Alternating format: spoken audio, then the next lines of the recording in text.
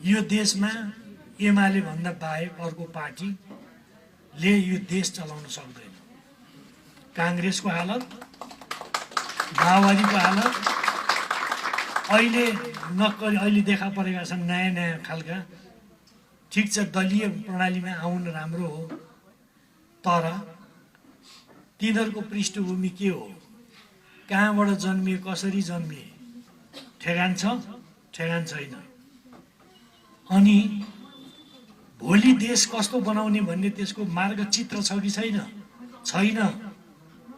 अनि त्यो मार्गचित्र प्राप्त गर्ने संगठनको शक्ति छ कि छैन? छैन।